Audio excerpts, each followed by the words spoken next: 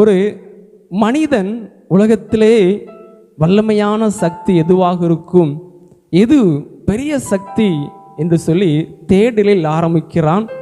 ஆரம்பிக்கும் பொழுது அவன் முதலிலே கண்ணிலே தென்பட்டது ஒரு பெரிய வானளாவிய உயர்ந்த ஒரு கட்டிடத்தை பார்த்த பின்பதாக அவனுக்குள் ஒரு முடிவு வருகிறது. இந்த கட்டிடத்தை தாங்குகின்ற இரும்பு தான் என்ன செய்யும், சக்தியாக இருக்கக்கூடும், பெரிய வல்லமை படைத்த என்று சொல்லி அந்த மனிதன் அந்த இரும்பிடத்தில் போய் கேட்கிறான், இரும்பே நீ தான் இந்த உலகத்திலே பெரிய சக்தியா, இவ்வளோ பெரிய கட்டிடத்தையே தாங்குகின்றாயே என்று சொல்லி கேட்கும் பொழுது அந்த இரும்பு சொல்லிச்சான், இவ்வளோ கட்டிடத்தை தாங்குறது உண்மைதான், ஆனால் என்னை அழிக்கிற என்னை சீர்குலைக்கின்ற ஒரு சக்தி ஒன்று இருக்கிறது என்று சொல்லி அது எதை அடையாளம் காட்டியதாம், நெருப்பை.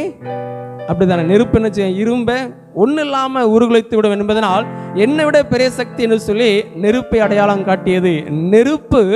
இடத்துல போய் அந்த மனிதன் கேட்கிறான், நெருப்பே நீதான் பெரிய சக்தியா, காட்டுத்தீயை போல எல்லாத்தையும் அழிக்கின்றாய் என்று சொல்லி கேட்கும் பொழுது அந்த நெருப்பு ஒன்று சொல்லிச்சான், நீ பார்ப்பது என்னவோ உண்மைதான், ஆனால் என்னையே அழிப்பதற்கு என்னிலும் மேலான ஒரு சக்தி இருக்கிற என்று சொல்லி அது தண்ணீரை அடையாளம் காட்டி, தெருப்பில் தண்ணி ஊற்றுற என்ன ஆயிரும், ஒன்றும் இல்லாமலே போயிடும். அதே போல அந்த மனிதன் அந்த தன்னிடத்தில் கேட்கிறாராம், நீரே நீர்தான் உலகத்திலே ஒரு பெரிய சக்தியா என்று சொல்லி கேட்கும் பொழுது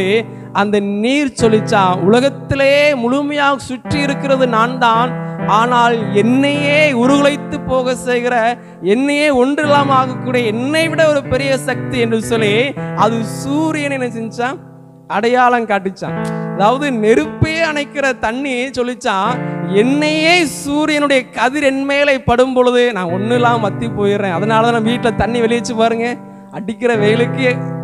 பாதி கூட தான் நிச்சயம் இருக்கும். இதே போல இந்த மனிதன் ஒரு முடிவு வருகிறான்,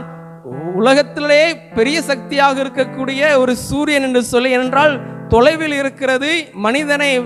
ஒரு ஆட்டி படைக்கிறது, எல்லாவற்றுக்கும் மேலாக இருக்கிற என்று சொல்லி அதை கூட என்ன செய்ய முடியாது, பார்க்க முடியாது என்பதனால் சூரியன் தான் பெரிய சக்தி என்று சொல்லி நினைத்து அந்த மனிதன் சூரியனத்தில் போய் கேட்கிறான், சூரியனே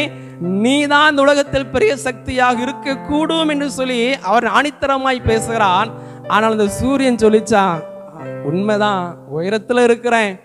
மனுஷர்களையும் சரி எல்லாத்தையுமே என்னுடைய ஒளி கதிரினால் நான் என்னுடைய வல்லமையை நான் காண்பிக்கிறேன், ஆனால் என்னை விட ஒரு பெரிய சக்தி ஒன்று இருக்குது, இந்த நீரை நான் சுட்டெரிக்கும் பொழுது குறுக்க ஒன்று வந்துடுது, மேகம் என்கிற ஒன்று காரியங்கள் என்னை குறுக்கிடுவதனால் நான் என்ன செஞ்சு போயிடுறேன். புரியுதா உங்களுக்கு? அதனால தான் வெயில் அடிக்கும்போது ஒரு மேகம் அப்படியே கடந்து போகும்போது எப்படி இருக்கும்,